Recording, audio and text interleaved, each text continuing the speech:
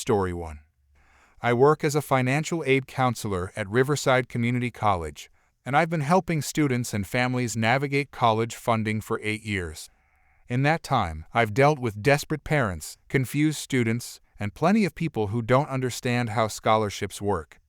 But what happened in my office last Wednesday morning was something I'll never forget. It was around 10 a.m. when a woman in her 50s burst through my office door without knocking. She was wearing flowing, colorful clothing and multiple crystal necklaces, and she had an intensity in her eyes that immediately put me on alert. "Karen, I need to speak to you about my son's scholarship." "Me, of course. Please have a seat." "What's your son's name, and what scholarship are you referring to?"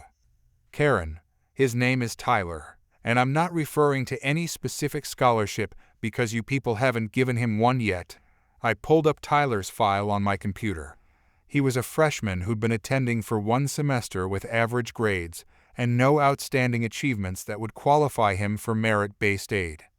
"Me, I see Tyler's information here. Has he applied for any specific scholarships?" "Karen, he shouldn't have to apply for anything. He deserves a full ride based on his natural gifts." "Me, what kind of gifts are you referring to? Academic achievement, athletics, artistic talent?" "Karen, he's emotionally gifted.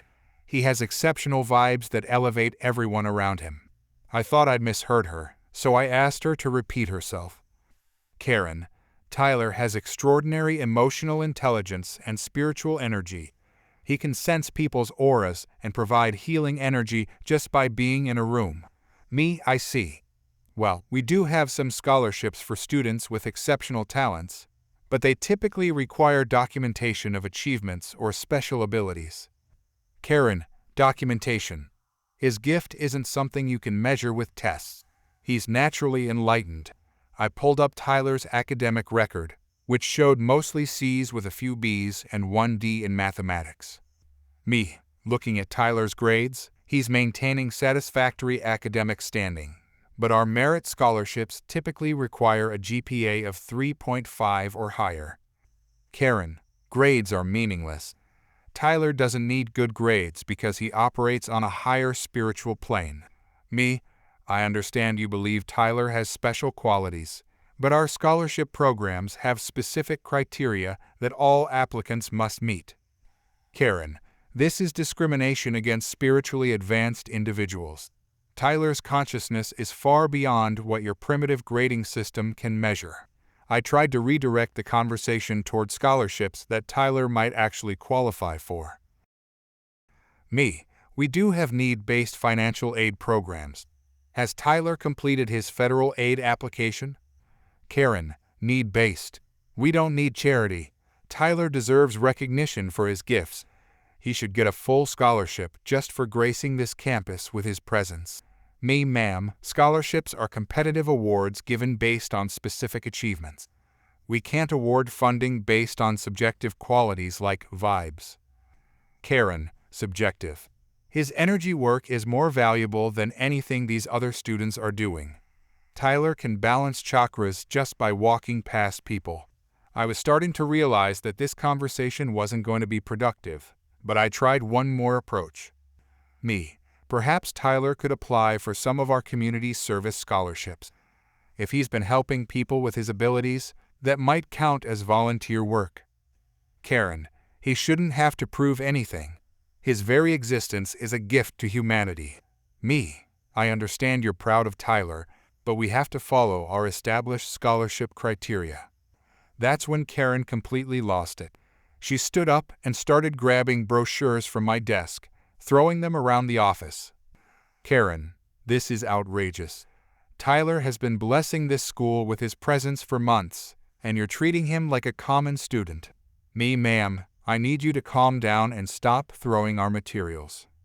"Karen, I won't calm down until Tyler gets the recognition he deserves. He's emotionally gifted beyond measure." She continued throwing brochures and pamphlets while ranting about Tyler's spiritual superiority. "Karen, Tyler can heal people's emotional trauma just by looking at them.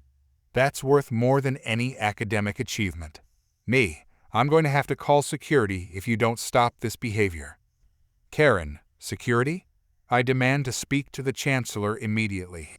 Me, the Chancellor isn't available, and even if he were, he couldn't override our scholarship requirements. Karen, then I'll speak to his spirit guide. Someone in this institution must understand Tyler's cosmic significance. I pressed the security button under my desk as Karen continued her rampage. She was now pulling down posters from my walls and scattering papers everywhere. Karen, Tyler's aura alone should qualify him for a full ride. He's bringing peace and enlightenment to your entire campus. Security arrived within minutes and found Karen in the middle of destroying my office while screaming about cosmic energy and emotional gifts. Security, ma'am, you need to leave the premises immediately. Karen, I'm not leaving until Tyler gets his scholarship. He's emotionally gifted beyond anything you people can comprehend. Security, you're causing a disturbance and damaging property. You need to come with us. Karen, this is persecution of the spiritually enlightened.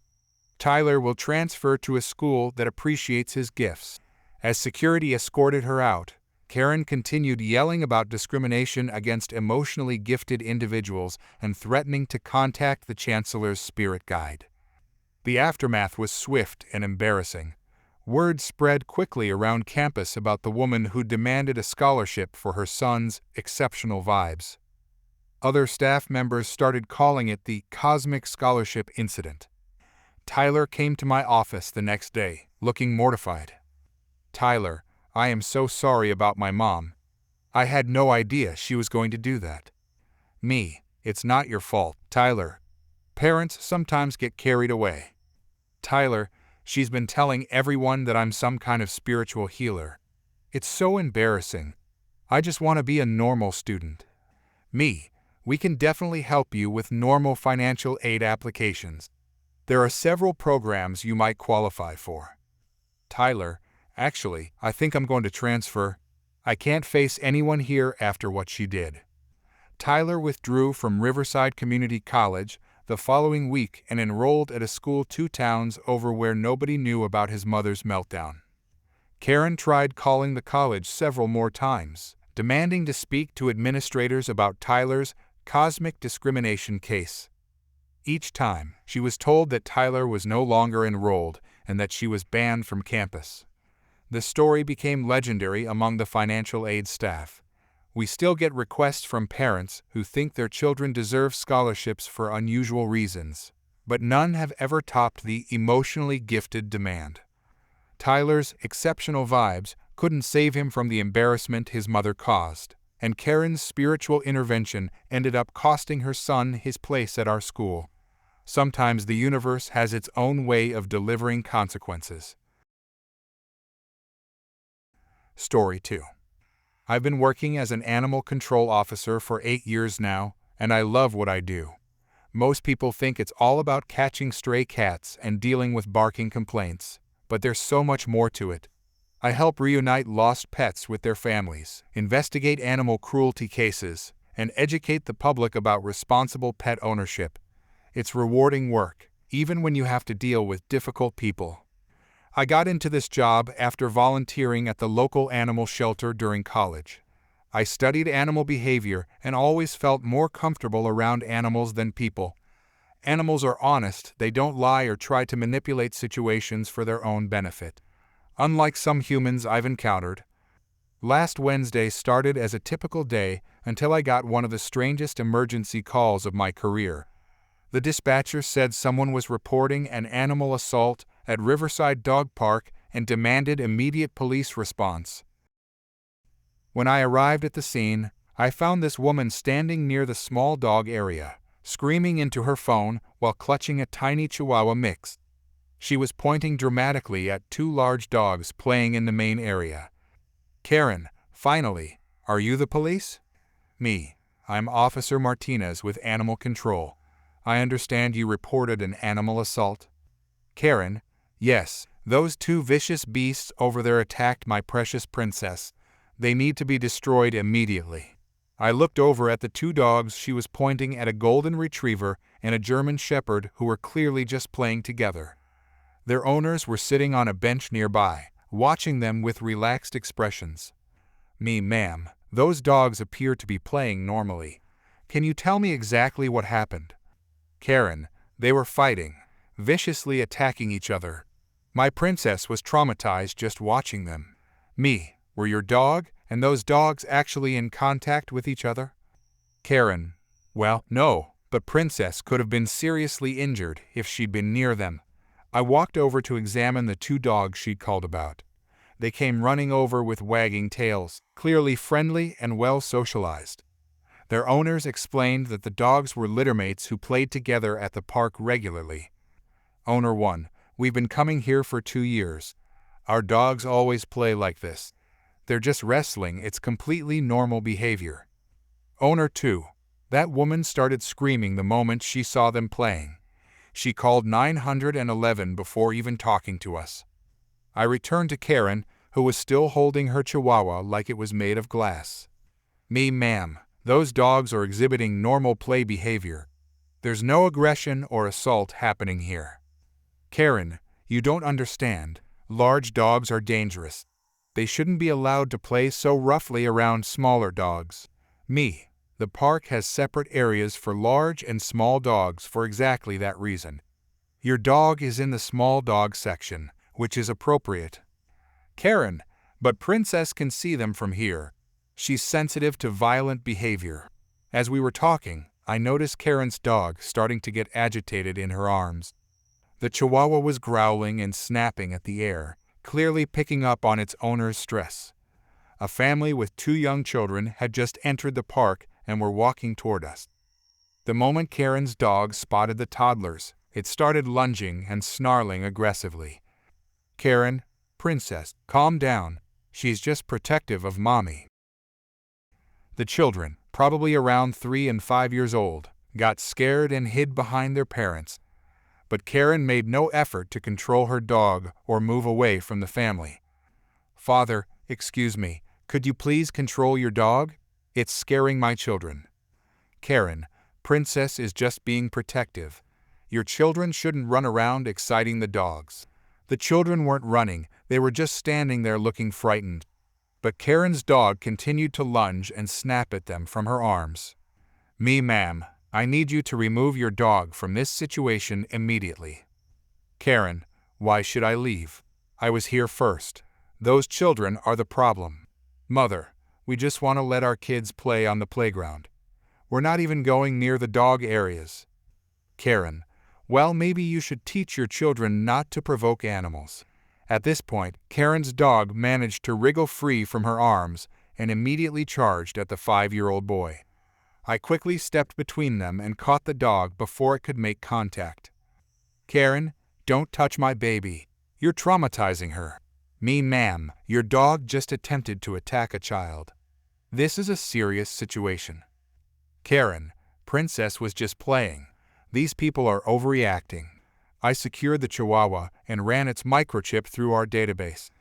What I found was concerning this dog had 3 previous bite reports filed against it in the past year.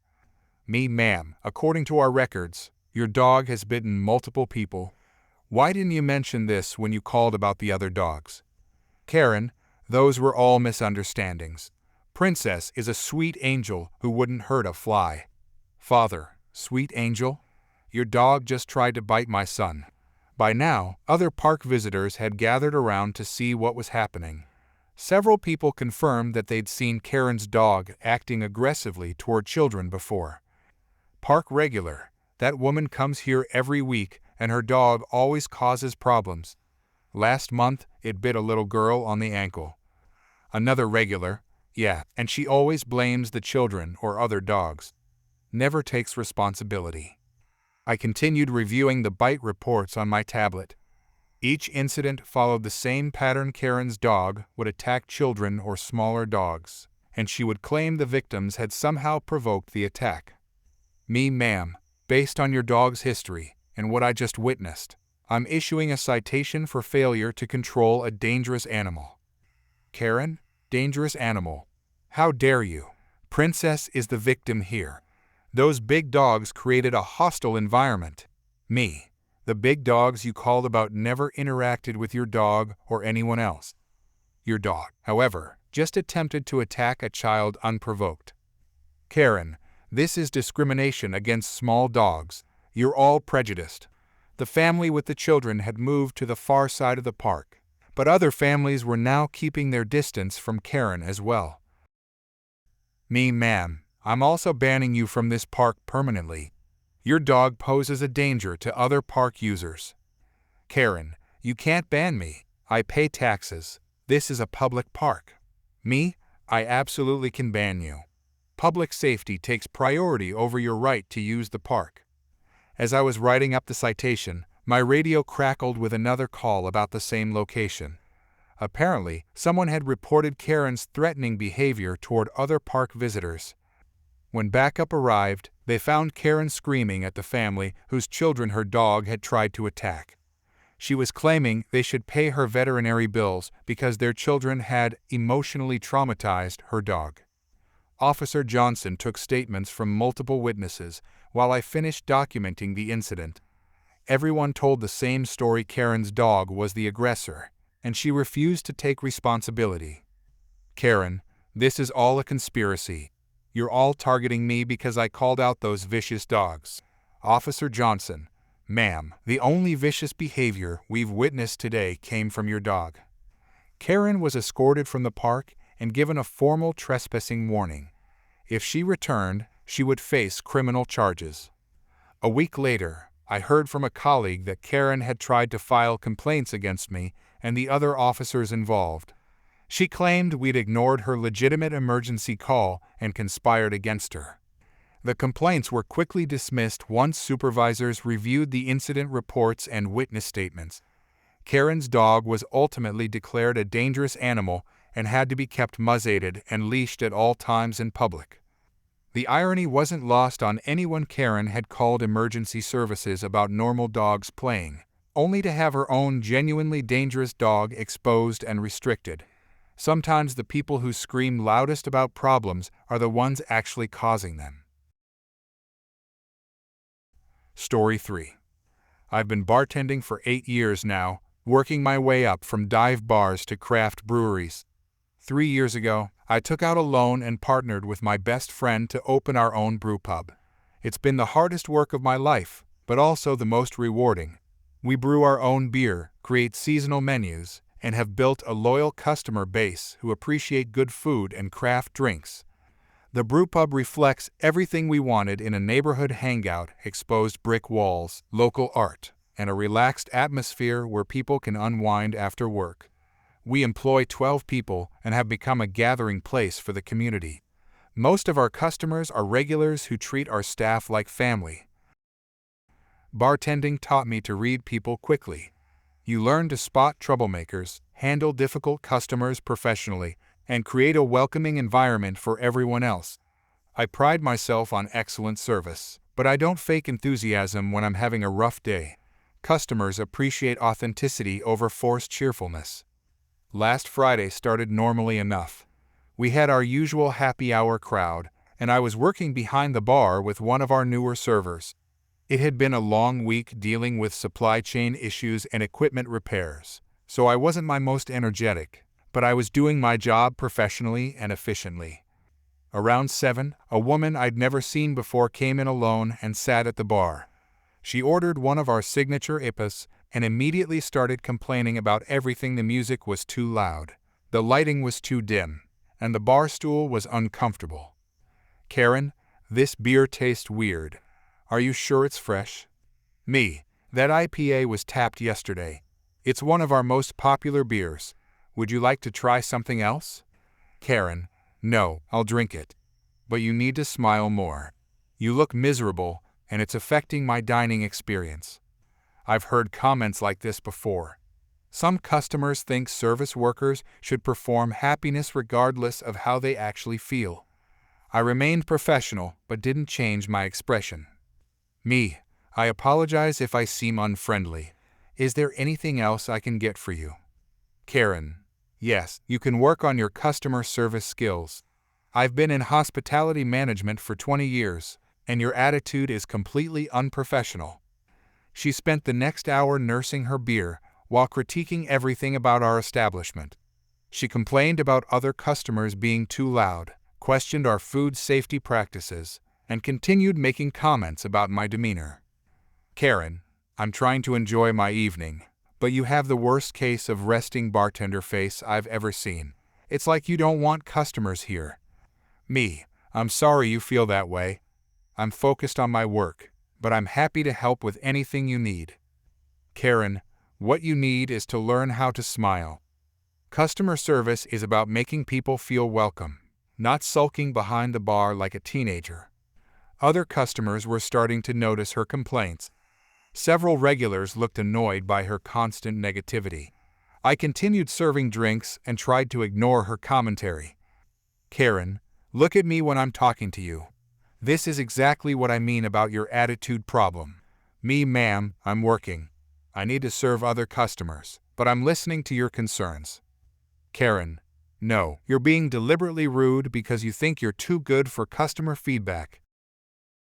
She was getting louder now, and conversations around the bar were stopping. My business partner noticed the commotion and started walking over from the kitchen. Karen, I want to speak to your manager right now.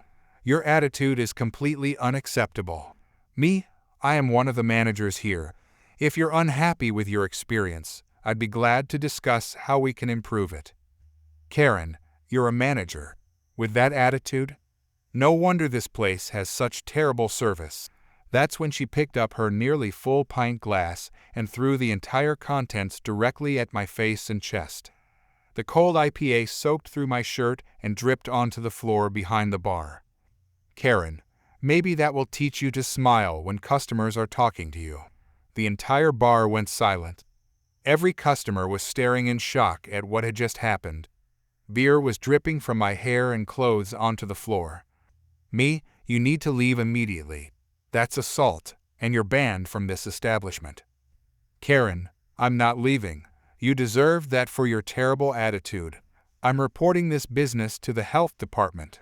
My business partner arrived at that moment, having seen the whole incident from across the room. Partner, ma'am, you just assaulted our co-owner. You need to leave before we call the police. Karen, co-owner? You're lying. Managers don't work behind bars. Partner, she owns half of this business, and you just dumped beer on her for not smiling enough. Get out now. Karen's face went white when she realized the situation. She had just attacked one of the owners of the establishment in front of dozens of witnesses. Karen, I didn't know she was an owner. She should have told me. Partner, that doesn't matter. You don't assault service workers regardless of their position. Leave now, or we're calling the police. Karen, this is discrimination. You can't ban customers for giving feedback. Me, you didn't give feedback. You threw a drink at me. That's battery, and it's illegal. She finally seemed to understand the severity of what she'd done. She grabbed her purse and headed for the door, but not before making one final comment. Karen, you still need to work on your customer service skills. After she left, several customers offered to give statements about what they'd witnessed. Our security cameras had captured the entire incident from 3 different angles, showing her deliberately throwing the beer at me. We called the police and filed a report for assault and battery. The footage clearly showed her throwing the drink without any physical provocation from me. Several customers provided contact information as witnesses. Our lawyer advised us to pursue both criminal charges and a civil lawsuit for the assault. The security footage made it an open and shut case. Within a week, we had shared her photo with other local bars and restaurants, warning them about her behavior. She was effectively banned from most establishments in the area. The criminal case resulted in her being charged with simple assault and ordered to pay a fine plus court costs. The civil lawsuit was settled out of court for an amount that covered our legal fees and compensated for the assault. The incident became legendary among our regular customers. Many people said they'd never seen someone react so violently to a bartender's neutral expression. The story spread through the local service industry as a cautionary tale about entitled customers. We installed additional security cameras after the incident and implemented a zero-tolerance policy for customers who become aggressive with staff. The entire experience reinforced why we work so hard to create a respectful environment for both employees and customers. I still bartend several nights a week, and I still don't fake enthusiasm when I'm having a tough day. But now our regulars joke about my resting bartender face and make sure to tip extra when they notice I'm dealing with difficult customers. Sometimes the worst incidents create the strongest community bonds. Story 4. I've been running my own photography studio for about 3 years now, specializing in family portraits and personal branding shoots. It started as a side hustle while I finished my degree in visual arts, but it's grown into a pretty successful business. I love capturing genuine moments and helping people feel confident in front of the camera. My studio is small but well equipped, with professional lighting, multiple backdrop options, and all the editing software I need to deliver high-quality images. I've built up a solid reputation through word of mouth and social media, and most of my clients are referrals from previous shoots. Last month, I got a booking request through my website from a woman wanting a family photo shoot for her and her 2 young children. She mentioned wanting Instagram-worthy shots and said she'd heard great things about my work. We agreed on a standard 1-hour session for $300, which includes 20 edited photos and printing rights. When she arrived at my studio on Saturday afternoon, I immediately got a weird vibe. She walked in like she was doing me a favor by being there, surveying my setup with this critical expression. Her kids, who looked about 6 and 8, seemed well behaved, but a little overwhelmed by their mother's energy. "Karen, so this is it. I was expecting something more professional looking." "Me, this is my studio space. I have all the equipment we'll need for a great shoot." "Karen, I guess it'll have to do. Where do you want us to start?" We began with some basic family poses against a neutral backdrop. The kids were sweet and cooperative, but Karen kept interrupting to check her phone and critique my lighting setup. "Karen, can you make sure you're getting my good side? I need these photos to look absolutely perfect for my social media." Me, of course. I always try to capture everyone's best angles. As we continued shooting, Karen became increasingly demanding about poses and lighting adjustments. She wanted everything to look effortlessly glamorous and kept referencing influencers she followed on Instagram. "Karen, I need that soft, dreamy lighting like what's-her-name uses. You know, the mom blogger with 500,000 followers." Me, I can definitely adjust the lighting to give you that softer look. About halfway through the session, Karen started talking about her influencer journey and how these photos were going to launch her family's social media presence. "Karen, I'm planning to start a mommy blog, and these photos are going to be crucial for building my brand. I have a really good feeling about going viral with the right aesthetic." Me, that sounds exciting. Having professional photos definitely helps with establishing a cohesive brand image. When we finished shooting, I explained my usual process for editing and delivery. "Me, I'll have your edited photos ready within a week. As we discussed, the total is $300. I can take payment now or send you an invoice." Karen, "Oh, about that. I actually don't have the money with me today." Me, "That's fine. I can send you an invoice and you can pay online." Karen, "Well, actually, I was thinking we could work out a different arrangement." I felt my stomach drop. I'd heard this conversation before. Me, "What kind of arrangement?" Karen, "Look, I'm going to be completely honest with you. These photos are going to get massive exposure when I post them. I'm talking thousands of views, maybe tens of thousands. That's worth way more than $300 in advertising for your business." Me, "I appreciate that you plan to share the photos, but I still need to be paid for my time and expertise."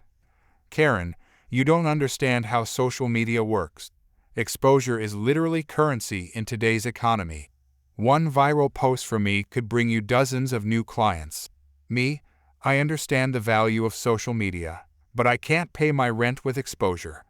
My rates are clearly posted, and we agreed on the price when you booked. Karen, this is so short-sighted. I'm offering you a golden opportunity to grow your business, and you're being greedy about money. Her kids were getting uncomfortable, fidgeting and asking if they could go home. I felt bad for them being caught in the middle of this awkward situation. Me. I'm happy to provide you with one low-resolution image for social media once payment is received, but I can't release the full gallery without compensation. Karen, one photo. Are you kidding me? I need at least 20 photos with maximum influencer energy editing. Bright, vibrant, magazine-quality retouching. Me. That's exactly what's included in the package you booked, once payment is made. Karen, I already told you, exposure is payment. My aesthetic is going to go viral, and you should be grateful to be part of that journey. She was getting louder and more agitated. I could see other people in the building starting to notice the commotion. Me, ma'am, I need you to lower your voice. There are other businesses operating here. Karen, don't tell me to lower my voice. You're the one being unreasonable. Every successful photographer knows that working with influencers is an investment in future business. Me, you mentioned you're planning to start a blog. How many followers do you currently have? Karen, well, I'm just getting started, but I have a really strong vision for my content. Numbers don't matter when you have authentic engagement. Me, how many followers? Karen, like 47. But they're really engaged followers, quality over quantity. I couldn't believe what I was hearing. She wanted free professional photography based on her future potential as an influencer with fewer than 50 followers. Me, I'm sorry, but I can't provide free services based on hypothetical social media success. Payment is required for image delivery. That's when Karen completely lost it. She grabbed one of my backdrop stands and threw it across the studio.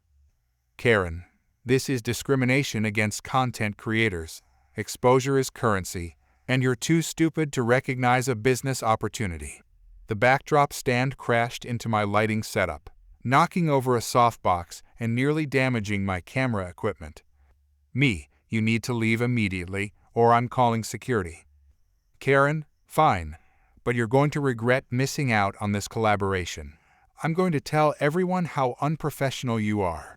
She stormed out with her confused children trailing behind her, still yelling about how I didn't understand modern business models. After they left, I checked my equipment to make sure nothing was damaged. Fortunately, everything was okay, but I was shaken by how aggressive she'd become over something as simple as paying for services. That evening, I had an idea. I selected the worst photo from the shoot one, where everyone was mid-blink and Karen had an unflattering expression. I edited it just enough to be recognizable, then added a giant watermark across the entire image that read "Exposure Denied" in bold letters. I posted it on my business social media accounts with the caption, "To the client who wanted to pay with exposure currency today, here's your complimentary sample. Actual payment required for quality work. #exposure denied #payer photographers." The post went viral within hours. Photographers from around the world started sharing it, and the comments were filled with similar horror stories about clients trying to pay with exposure. Local business owners shared their own experiences with people trying to trade promotion for goods and services. Karen found the post and left several angry comments about how I was sabotaging her influencer career and violating her privacy. But the photography community rallied around the post, sharing it thousands of times and making it clear that professional services require professional payment. The exposure Karen promised me. She was right about one thing: I did get massive visibility from our interaction. But it came from standing up for fair business practices, not from her 47 followers seeing her family photos. 3 months later, my bookings have doubled, and I've had several photographers reach out to thank me for highlighting this common problem. Turns out the best exposure really does come from doing good work and standing by your principles.